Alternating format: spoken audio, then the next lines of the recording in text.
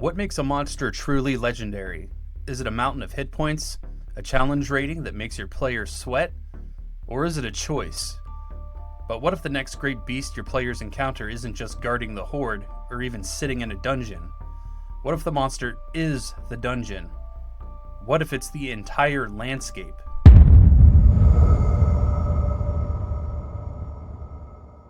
Picture this. The next great creature your table meets isn't just a threat, it's a habitat. It's a force of nature that an entire civilization has learned to call home.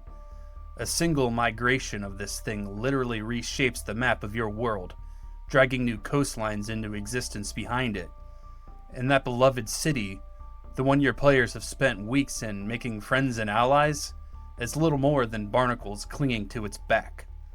Then one day, a diplomat with a desperation in their eyes looks at your party and says, "That creature's migration path is about to wipe out my country. We have the means to kill it, but the people living on its back refuse to see reason.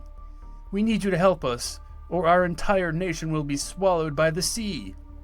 You look from the diplomat to the bustling, vibrant city you've come to love, a city that will be destroyed if the creature beneath it dies. The diplomat gives you a deadline. You have 7 days. So what do you do now?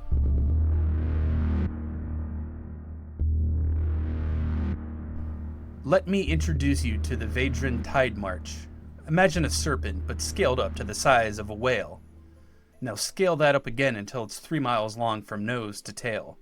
This colossal being slumbers for most of the year in the frozen Arctic, a myth to all but a few. But every spring it wakes. It uncoils from its icy slumber and begins a grand, world-altering journey south. But a monster this big doesn't just move through the world, does it? It remakes it. As it moves, its immense body against the continental shelf like a giant's fingernail dragged across a slate chalkboard, churning the seabed and fundamentally changing the ocean currents. This annual passage isn't just destructive, but it's also creative. In its wake, unique ecosystems burst into life. Along the jagged scales of its spine, one-of-a-kind crimson corals grow, flourishing in the specific conditions created by the tide march's passage. These reefs are the only place in the world this precious resource can be found. And where there's a resource, there are people.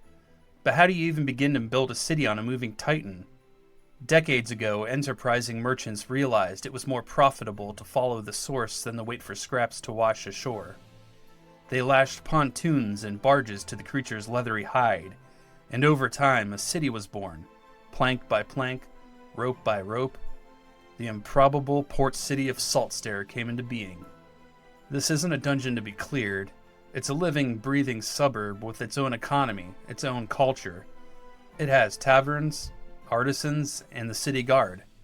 It has taxes. It even has specialists called tide timers, whose entire job is to monitor the Leviathan's heartbeat, predicting its movements so the city can function. Their paychecks and the city's very existence depend on the steady, rhythmic pulse of the monster it's built upon. But as you can imagine, not everyone wants that pulse to continue.